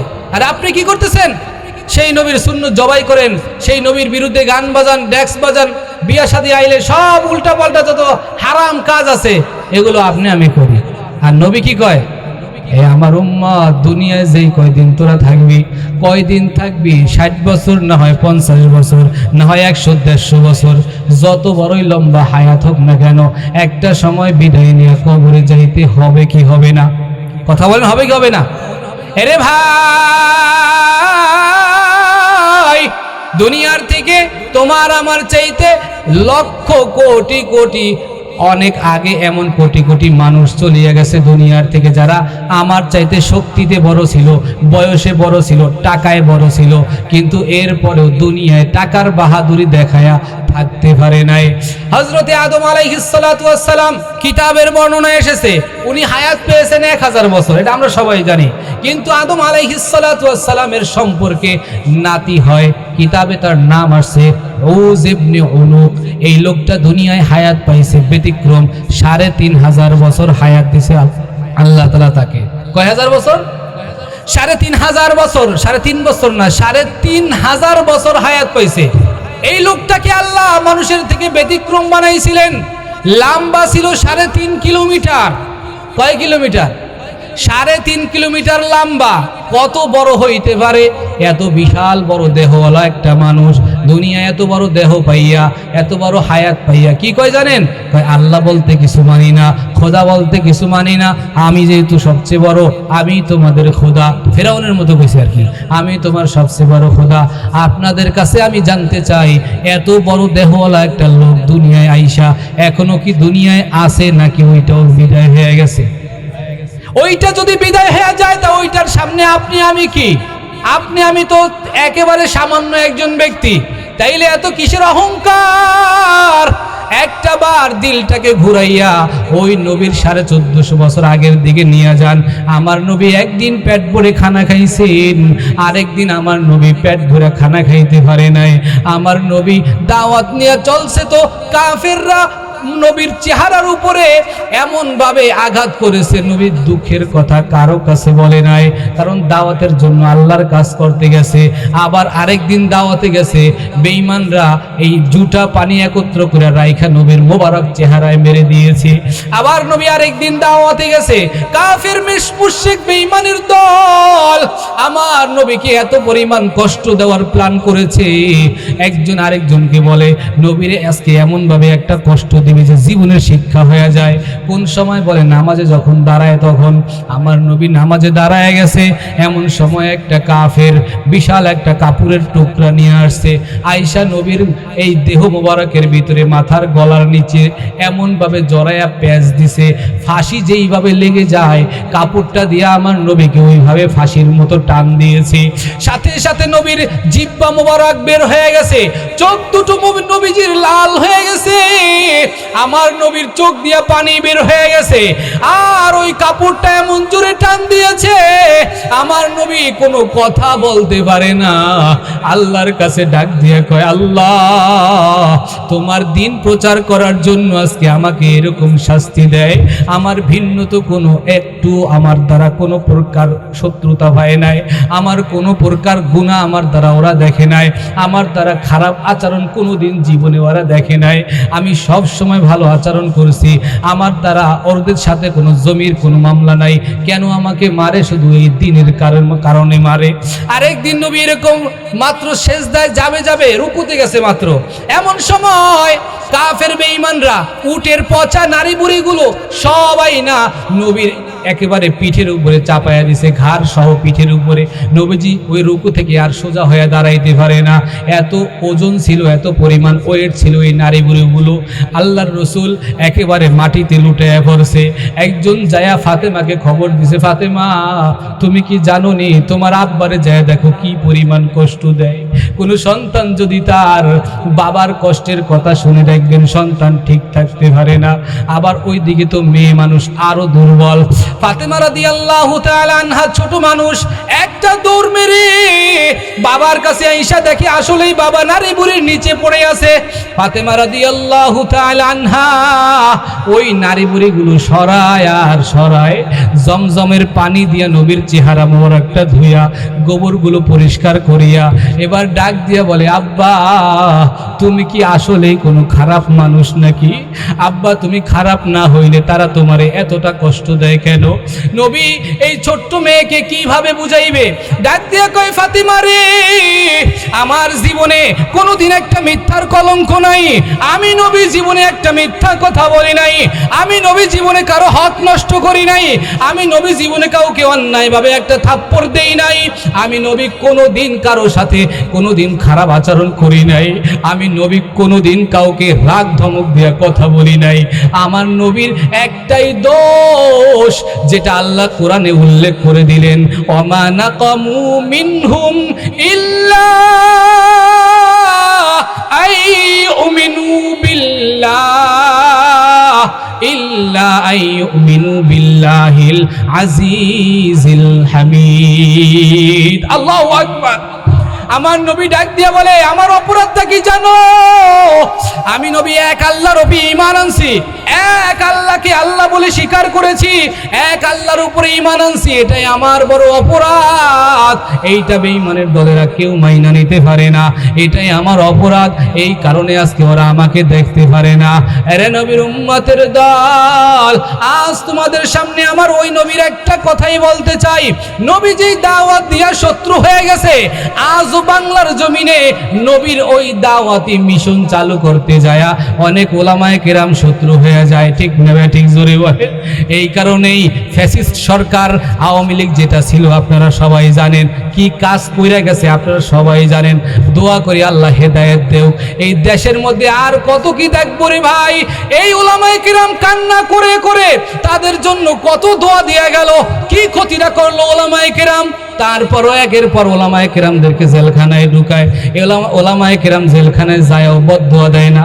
আল্লাহ ওরা বুঝে না, ওরা বুঝে না, ওদেরকে হেদায়েত দান করেন। আমার নবীর থেকে শিখছে। নবী তায়েফের জমিনে যায়, দাওয়াত দেয়, কাফেররা একত্র হয়ে বলে, পাগল মুহাম্মদ রেখে দেয়, দে তাড়াতাড়ি তাড়ায়া দে, পাগল আসছে মক্কা থেকে, ওরে পাথর মারিয়া তাড়ায়া দে। আমার নবীকে যখন পাগল পাগল বলিয়া ছোট ছোট বাচ্চাদেরকে লীলাইয়া দিছে, বাচ্চারা বড় এরকম ছোট ছোট পাথর হাতে নিয়া এরপরে নবীর গায়ে পাগল বলিয়া বলিয়া পাথরগুলো নিক্ষেপ করে। জোরে জোরে, এমন জোরে পাথরগুলো মারছে, কিতাবের বর্ণনায় আসছে এক একটা পাথর নবীর চামড়ার ভিতরে ঢুকিয়া গেছে, আর শরীর থেকে রক্ত মুবারক পড়া শুরু হয়ে গেছে। আল্লাহর রাসূলকে 12 কিলোমিটার পথ পর্যন্ত ওরা দৌড়াইছে, ওরা শুধু লড়াইছে। আমার নবী যায় আর পিছনের দিকে তাকায় আর বলে, আল্লাহ এই মানুষ বুঝে না। এরা যদি বুঝতো আমি নবী, আমি মুহাম্মদ, আমি কি, আমার পরিচয় কি, এটা যদি ওরা জানতো তাহলে আমাকে কোনোদিন ওরা কষ্ট দিত না। আল্লাহর রাসূলের রক্ত পড়তে পড়তে নবী আর সহ্য করতে পারে না। এটা পাথর পাহাড়ের সাথে নবীজি বসে পড়লেন। এমন সময় জিবরাইল আমিন আয়েশা বলে, পয়গম্বর, আল্লাহ পাক আমাকে পাঠাইছেন, সাথে এই পাহাড়ে নিয়োজিত ফেরেশতারও পাঠিয়ে দিয়েছে, শুধু আপনি একবার অনুমতি দেন। অনুমতি দেওয়ার সাথে সাথে দেখবেন এই দুই পাহাড়ের মাঝখানে সমস্ত তায়েফবাসীকে আল্লাহ ধ্বংস করে ফেলাইবে। আপনি শুধু অনুমতি দেন। আমার মায়ের নবীর দেখেন দাওয়াতের মিশনটা কেমন। নবী বলে, ও আল্লাহ, যেই ফেরেশতারে পাঠাইছো ঠিক আছে, তবে আমার বড় মায়া হয় আমার এই উম্মতগুলো এখন বুঝি নাই, ওদের পরবর্তী প্রজন্ম হয়তো বুঝতে পারে, আর না হয় তাদের পরবর্তী প্রজন্ম বুঝবে। 3টা ধাপ নবী বলছে, ওদের পরবর্তী প্রজন্ম, না হয় তাদের পরবর্তী, না হয় তাদের পরবর্তী। আল্লাহ তাদেরকে আমি ক্ষমা করে দিলাম, আপনিও ক্ষমা করে দেন। নবীর সেই দোয়াটা রক্তমাখা দোয়া এমন ভাবে কবুল হয়েছে, আল্লাহ পাক রব্বুল আলামিন বর্তমান সময় হাজিরা যারা হজ করতে যায় আর যারা তায়েফ শহরে যায় তারা বলতে পারবে, তায়েফে যাওয়ার পর তায়েফের মানুষগুলো এখন এতটা দিন পাইছে, এতটা দিনদার হয়েছে। হাজিরা আসলে তাদেরকে বলে, ভাই মেহমানদারি না করা এখান থেকে তোমরা যাইতে পারবা না, আমাদের এখানে মেহমান হওয়াই লাগবে, কিছু খাওয়াই লাগবে। কত খাইবে? হাজিরা এখানে খাবার সেখানে খাবার, সব জায়গায় খাওয়া যায় না, ভাই এত খাইতে পারবো না। তখন ওরা কান্না করে আর বলে, ভাই আমাগো দেশে নবীরে মারছিল, এই জন্য মনে হয় তোমরা রাগ করছো, খাইবা না। ভাই আমাদের সাথে রাগ করো না, তোমরা একটু খাও। হাজিরা বলে, না সেই রাগ তো আমরা আগেই ভুলে গেছি, ওই রাগের জন্য না, তোমাদের এলাকায় আল্লাহ এখন এমনভাবে দিন চমকায় দিয়েছে, মানুষ হজ করতে যায় আর তায়েফ শহরটাও ঘুরতে যায়। এটা হলো নবীর দোয়ার ফসল। ওই নবীর উম্মত হইলাম আপনি আর আমি, আমাকে একটা থাপ্পড় দিতেই পারে, একটা গালি কেউ দিতেই পারে, আমাকে কেউ বকাবাজি করতেই পারে, আমি যেহেতু নবীর ওয়ারিস আমাকে দরদ মাখা দাওয়াত দিতে হবে। ভাই তুমি বুঝো নাই, সে বোঝে নাই, চাচা বোঝে নাই, বাবা বোঝে নাই, তাদের সাথে রাগ নাই, গোসা নাই। নামাজের দাওয়াত আগের থেকে আরো বাড়াইতে হবে, তাদেরকে বুঝাইতে হবে। একজন না বুঝিয়া সুদ খায়, ভাই তুই আর খাইস না, বুঝাইতে হবে। একজন না জানিয়া অন্যায় করে, তাকে বুঝাইয়া ন্যায়ের পথে আনতে হবে। এটাই আপনার আমার মিশন থাকতে হবে। যদি এই মিশন আপনি আমি বাস্তবায়ন করতে পারি, তাহলে আপনার আমার জন্য সামনে যে কবরের জিন্দেগিটা আছে, এই কবরের জিন্দেগিটা সহজ করে দিবেন কি? আরে ভাই, ওই কবর তো আপনার আমি হয়তো কিছু দেখি না, কিন্তু নবী কয় আমি সব দেখি। আমার থেকে গোপন পর্দা আল্লাহ উঠে নিয়ে যায়। আমি ওই কবরের দিকে তাকাইলে দেখি কবরের আযাব। আমি কত কবরের পাশ দিয়া গেছি, দেখছি কবরের ভিতরে আযাব হয়। এমনকি কিতাবের মধ্যে একটা হাদিসে স্পষ্ট আসছে, বনু নাজ্জার নামে একটা গোত্র ছিল। ওই গোত্র দিয়া নবী কয়েকজন সাহাবীদের নিয়ে বাগান দিয়ে হাঁটতেছে। নবী ছিল একটা খচ্চরের উপরে আরোহণ করা। নবী হাঁটে, এমন সময় দেখে খচ্চরটা লাফালাফি করতেছে। সাহাবায়ে কেরাম তাকায় দেখে যে নবীকে মনে হয় ফালাইয়া দিবে পিঠ থেকে খচ্চরটা, এমন একটা ভাব শুরু হয়ে গেছে। এমন সময় আমার নবী প্রশ্ন করলেন, সাহাবায়ে কেরাম ওই যে সামনে কয়েকটা কবর দেখা যায়, 4টা 5টা অথবা 6টা, 3টা বর্ণনা আসছে কিতাবের মধ্যে, ওই কবরগুলা কাদের কবর তোমরা চিনো নাকি? এক সাহাবী দাঁড়ায় বলে, ইয়া রাসূলুল্লাহ আমি জানি এই কবরগুলা কাদের। বলে আচ্ছা বলো তো এই মানুষগুলো কবে মারা গিয়েছে? বলে এই মানুষগুলো শিরকের যুগে মারা গিয়েছে। এমন সময় নবী চোখের পানি ছেড়ে বলে, সাহাবা আহারে, এমন জমানায় লোকগুলা মারা গেল যেই জমানায় শিরক নিয়ে আসার কারণে এখন তাদের কবরে কঠিন আযাব হইতেছে। ওই আযাবের দৃশ্য, ওই আযাবের সাউন্ড আমার খচ্চর দেখা এখন লাফালাফি শুরু করিয়া দিছে। আমি নবী ভয় করতেছি, যদি আমার উম্মতকে এই আযাব দেখানো হইতো বা শোনানো হইতো, আমার উম্মত কোনোদিন মানুষ দাফন করতো না, দাফন বন্ধ করে দিবে, কবর দেওয়া বন্ধ করে দিবে। এইটা যদি না হইতো আমি আল্লাহর কাছে দোয়া করতাম তাদেরকেও যেন জাহান্নামের আযাব, কবরের আযাব দেখানো হয়। নবী এবার সাহাবীদের নিকট ফিরিয়া এবার সাহাবীদেরকে লক্ষ্য করে বলে, সাহাবায়ে কেরাম যেহেতু কবরে আযাব হয়, তোমরা আমার সাথে 4টা দোয়া করবা। কয়টা দোয়া? তোমরা আমার সাথে সাথে 4টা দোয়া করবা। সাহাবায়ে কেরাম বলে, ইয়া রাসূলুল্লাহ আপনি করেন, আমরা করতে প্রস্তুত। আল্লাহর পয়গম্বর ডাক দিয়া বলে, 1 নম্বর দোয়া করো, আয় আল্লাহ জাহান্নামের আযাব থেকে আপনি আমাদেরকে হেফাজত করে নিয়েন।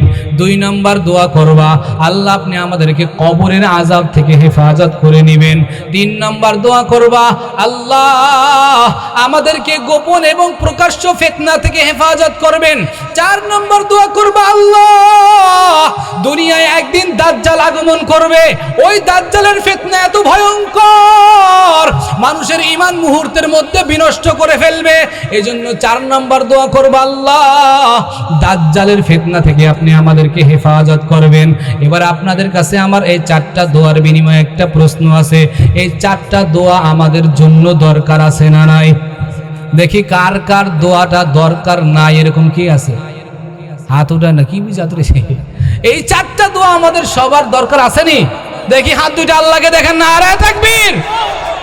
আয় আল্লাহ হাতগুলো নামায়েন না, মিডিয়ার ভাইরা দেখুক, সারা বাংলার মানুষ দেখুক যে আমাদের এই হাতগুলো আল্লাহর জন্য এই 4 আযাব থেকে আমাদের বাঁচার দরকার আছে, আছে না নাই? এবার আমার সাথে আমি দোয়া করব, আপনারা আমিন বলবেন, পারবেন না ইনশাআল্লাহ? সবাই আমিন বলবেন। 1 নম্বর, আয় আল্লাহ আপনি আমাদেরকে জাহান্নামের আযাব থেকে হেফাজত করেন, বলেন আমিন। আয় আল্লাহ 2 নম্বর, আপনি কবরের আযাব থেকে আমাদেরকে হেফাজত করেন, বলেন আমিন। দোয়া করলাম কয়টা? বাকি আছে কয়টা? হাত নামান। আলহামদুলিল্লাহি রাব্বিল আলামিন, আসসালাতু ওয়াসসালামু আলা সাইয়্যিদিল আমবিয়াই ওয়াল মুরসালিন। রব্বানা যালামনা আনফুসানা ওয়া ইল্লাম তাগফির লানা ওয়া তারহামনা লানাকুনান্না মিনাল খাসিরিন। রব্বিরহামহুমা কামা রব্বায়ানি সগীরা ওয়া কুর রব্বিরহামহুমা কামা রব্বায়ানি সগীরা। আল্লাহুম্মা ইন্না নাসআলুকাল জান্নাতাল ফিরদাউস ওয়া নাউযু বিকা মিনান নার। ইয়া খালিকাল জান্নাতি ওয়ান নার برحمتك يا عزيز يا غفار يا كريم يا ستار يا رحيم يا جبار. اللهم إنا نسألك الهدى والتقى والعفاف والغنى اللهم اهدنا واهد بنا واهد الناس جميعا اللهم اكفنا بحلالك عن حرامك اللهم ارزقنا شهادة في سبيلك واجعل موتنا ببلد رسولك يا رب كريم يا أرحم الراحمين গভীর রাত আয় আল্লাহ আমি গুনাহগার আপনার পছন্দের বান্দাদেরকে সাথে নিয়া আয় আল্লাহ মাহফিলের শেষ সময় হযরত উলামায়ে কেরাম কত বড় বড় বুজুর্গরা এই মজমায় উপস্থিত থেকে নসিহত পেশ করেছেন আয় আল্লাহ আমার পাশে সুনামধন্য একজন আমার উস্তাদ সমতুল্য হযরত বসে আছে মাওলা আয় আল্লাহ তোমার প্রিয় প্রিয় বান্দা দাড়ি পাকা মুরব্বি বাবাজিদেরকে নিয়ে হাত বাড়াইয়া দিলাম আয় আল্লাহ কলিজার টুকরা আমার যুবক ভাইদেরকে নিয়ে হাত বাড়াইয়া দিলাম আয় আল্লাহ আমার তলবে এলেম আয় আল্লাহ আমার প্রিয় ছাত্র ভাইরা হাত বাড়িয়ে দিয়েছে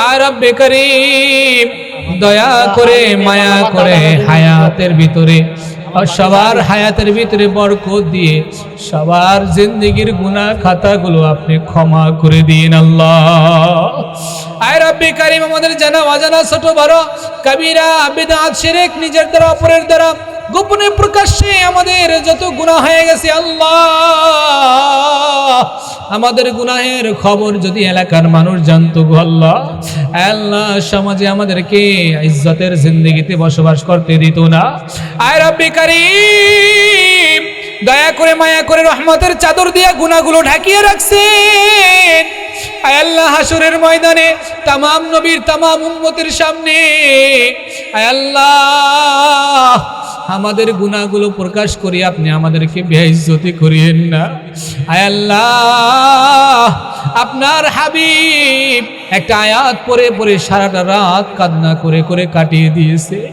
আয় আল্লাহ ওয়াইন তুআযিবহুম ফাইন্নাহুম ইবাদুক ওয়াইন তাগফির লাহুম ফাইন্নাকা আনতাল আজিজুল হাকীম আয় আল্লাহ তোমার বান্দাদেরকে তুমি যদি আযাব দাও শাস্তি দাও তাহলে তো তারা তোমারই বান্দা আর যদি তুমি তাদেরকে ক্ষমা করে দাও তাহলে তুমি তো মহাপরাক্রমশালী মহাবিচারক আল্লাহ আয় আল্লাহ তোমার বিচারের উপর দিয়ে তোমার ফয়সালার উপর দিয়ে কলম ধরার মতন কারো শক্তি নাই আয় আল্লাহ তুমি যদি এই ফয়সালা করে দাও এই মজমায় যারা আমরা আছি আমাদেরকে তুমি ক্ষমা করে দিয়েছো আয় আল্লাহ এমন কারো শক্তি নাই যে তোমার কলমের উপর দিয়া আবার বলবে তুমি কেন ক্ষমা করছো এরকম পাল্টা প্রশ্ন করারও দ্বিতীয় কারো শক্তি নাই গো আল্লাহ তোমার হুকুমেই সব চলে তোমার হুকুমেই সব হবে আয় আল্লাহ তোমার হুকুমেই তো আমরা দুনিয়ায় এসেছি আল্লাহ আয় আল্লাহ গুনাহ থেকে পানা চাইতেছি তওবা করতেছি আল্লাহ গুনাহ নিয়ে যদি কবরে যায় জাহান্নামের আযাব জাহান্নামের আগুন সহ্য করার ক্ষমতা আমাদের কারো নাই আয় রব্বে কারীম দুই পাশের মাটির চাপ আয় আল্লাহ বেঈমান নাফরমানের কবরে 99টা সাপ আয় আল্লাহ জাহান্নামের আগুনের পোশাক পরায় দিবে রে আল্লাহ জাহান্নামের আগুনের বিছানা বিছায় দিবে আল্লাহ আয় আল্লাহ তুমি আমাদেরকে জাহান্নামের আযাব থেকে হেফাজত করে নিও আল্লাহ আয় আল্লাহ কবরের আযাব থেকে তুমি আমাদের সবাইকে হেফাজত করে নিও আল্লাহ আয় আল্লাহ গোপন প্রকাশ্য ফিতনা থেকে হেফাজত করে নিও আল্লাহ দাজ্জালের ফিতনা থেকে হেফাজত করে নিয়েন আল্লাহ নারীদের ফিতনা থেকে হেফাজত করে নিয়েন আল্লাহ এলাকার সমস্ত যুবক ভাইদেরকে নেক হায়াতে তয়্যিবা দান করে দিয়েন আল্লাহ আয় আল্লাহ যুবক ভাইদের ব্যবসা করার তৌফিক দান করে দিয়েন আল্লাহ যারা বাইরে যাওয়ার নিয়ত করেছে যাওয়ার ব্যবস্থা সহজ করে দিয়েন আল্লাহ আয় আল্লাহ যারা ভালো চাকরির আশা করেছে চাকরির ব্যবস্থা করে দেন আল্লাহ আয় আল্লাহ যেই ভাইরা ভালো চাকরি করতেছে চাকরির মধ্যে বরকত দিন আল্লাহ সুদ ঘুষ থেকে আমাদের সবাইকে হেফাজত করে নিন আল্লাহ পর্দার আড়ালে মা বোনেরা এসেছে আয় আল্লাহ আমি গুনাহগার আজকে মা বোনদের সহ এই এলাকায় যারা এখানে মজমায় বয়ান শুনেছে সবাইকে আমি উপযুক্ত খোরাক দিতে পারি নাই গো আল্লাহ।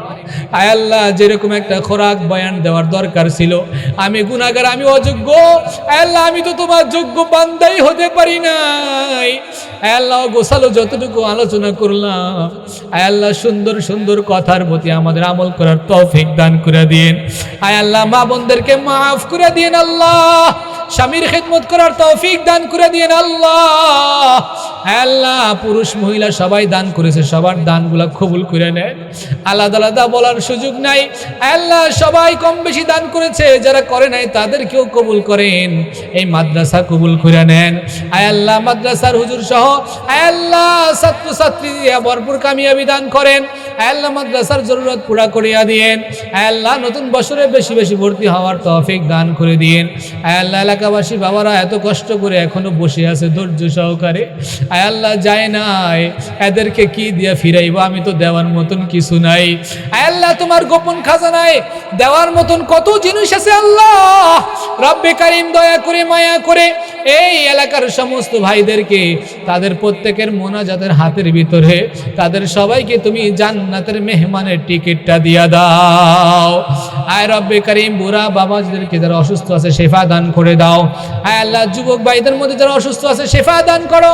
আয় আল্লাহ, যার যেই মনে মনে দোয়া আজকে চাওয়ার ছিল, অনেকে অনেক দোয়া চাইছে, অনেকে নিজেরা চাইতেছে, সবার দোয়াগুলো তুমি দান করে দাও। আয় আল্লাহ, প্রাপ্তবয়স্ক যেই ঘরের ভিতরে প্রাপ্তবয়স্ক সন্তান রয়েছে, ছেলে রয়েছে, তার জন্য প্রাপ্তবয়স্ক দিনদার একটা পাত্রীর ব্যবস্থা করে দিন গো আল্লাহ। আয় আল্লাহ, যেই ঘরের মধ্যে উপযুক্ত মেয়ে রয়েছে তার জন্য বকাটে গাঞ্জটি, আয় আল্লাহ, হারাম করে এরকম কোন সন্তান যেন না জোটে, এরকম কোন স্বামী যেন না আসে রে আল্লাহ। একটা দিনদার স্বামী দিয়া আয় আল্লাহ ঘরটাকে তুমি সুন্দর করে দিও আল্লাহ।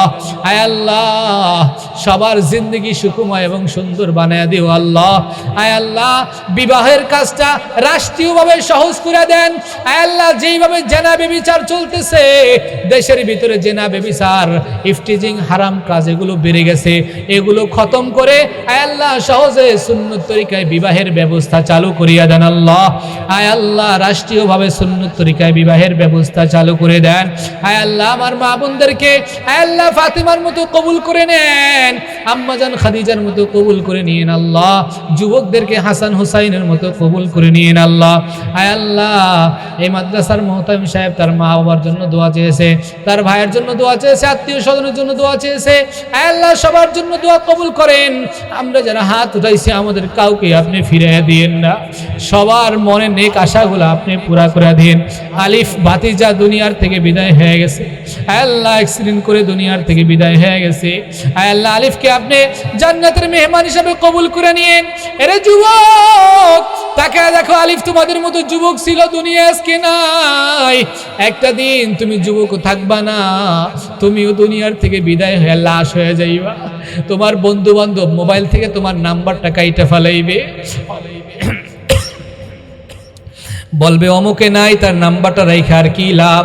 কয়েকদিন পর তোমার কবরের কাছেও আর কেউ যাইবে না, কয়েক মাস পর তোমার কবরের মাটির চিহ্ন খুঁজে পাওয়া যাবে না, কয়েকটা বছর যাওয়ার পর তোমার কবরের উপরে ঘাট জ্বালা যাবে, তোমার কবরের উপরে গাছ উঠিয়া যাবে, তোমার ওই কবরের কথা মানুষ মনে রাখবে না, আস্তে আস্তে সবাই তোমাকে ভুলে যাবে। কিন্তু অন্ধকার কবরে তোমার আমার একা একাই থাকতে হবে রে ভাই। অন্ধকার কবরের জন্য কি গুছাইলাম? যুবক, এখনো নামাজ ধরো নাই, তোমাদের কাছে আমার সামনে রমজান আসতেছে, এই তো রমজান মাস চলে আসছে, আর মাত্র এক মাস 20 দিনের মতো রমজানের বাকি আছে। এরে যুবক ভাই, তুই আর হও, রমজান গুনাহ মাফের মাস, রমজান আসতেছে। আমরা আল্লাহর কাছে দোয়া করি, আল্লাহুম্মা বারিক লানা ফি রজব ওয়া শাবান ওয়া বাল্লিগনা রমাদান। আয় আল্লাহ, তুমি রমজান পর্যন্ত আমাদেরকে হায়াত দান করে দিও, রমজানে পুরাপুরি রোজা রাখার তৌফিক দান করে দিও। আয় আল্লাহ, রমজানের ইবাদত বেশি বেশি করার তৌফিক দান করে দিও আল্লাহ। রমজানের প্রস্তুতি নেওয়ার সবাইকে তৌফিক দান করে দিয়েন আল্লাহ।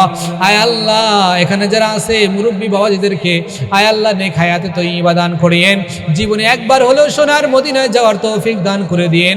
আপনার হাবিবকে জীবনে একবার হলেও স্বপ্নে দেখার ব্যবস্থা আপনি আমাদের সবার জন্য করে দিয়েন গো আল্লাহ।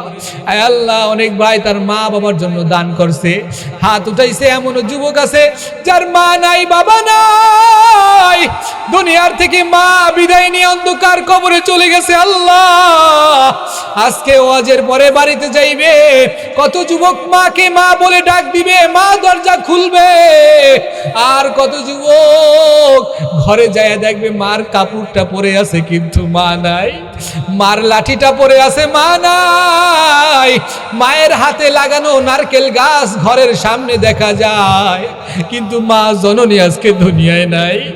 মায়ের হাতে লাগানো গাছের ফল খাইতেছি, মায়ের হাতের টাকার উপার্জনের ঘর বানাইলাম, বাবার হাতের উপার্জনের জমিতে আমি ঘর বানাইলাম, কিন্তু আজকে বাবা নাই, আজকে মা নাই। আয় আল্লাহ ওই জনম দুঃখিনী মা বাবার কবরগুলো আপনি জান্নাতের বাগান বানাইয়া দিয়ে আয় রব্বে কারিম যাদের মা বাবা দুনিয়ায় আছে আল্লাহ এই নেয়ামত আমাদের মাথার উপর থেকে সহজে উঠে নিয়েন না আল্লাহ। নেক হায়াতে তয়্যিবা দিয়া দীর্ঘদিন আমাদের মা বাবা আমাদের বট গাছগুলোকে আপনি বাঁচায় রাখেন। আয় আল্লাহ আমার আব্বাজান অসুস্থ, আয় আল্লাহ শেফায়ে কামেলা আজলা দান করিয়া দেন আল্লাহ। আয় আল্লাহ এখানে উপস্থিত মাজমা অনেক ভাইদের নিয়ে দোয়া করতেছে, আমাদেরকে নিয়ে দোয়া করতেছি। আমার বাবা আজকে 1 মাস 20 দিন যাবত অসুস্থ। আয় আল্লাহ আমার আব্বাকে আপনি সুস্থতার নিয়ামত দান করেন। আয় আল্লাহ আমার আব্বাকে আপনি সুস্থতার নিয়ামত দান করেন। আয় আল্লাহ আগামীকালকে ঢাকা যাবে চিকিৎসার জন্য, আয় আল্লাহ মেহেরবানি করে শেফায়ে কামেলা আজলা দান করিয়া দিয়েন। আয় আল্লাহ বিপদ আপদ বালা মুসিবত থেকে হেফাজত করে নিয়েন। আয় আল্লাহ হায়াত থাকলে হায়াতে বরকত দিয়েন, হায়াত যদি না থাকে ঈমানের সাথে আপনার পছন্দের বান্দা করে তারপর কবরে নিয়ে যায়েন।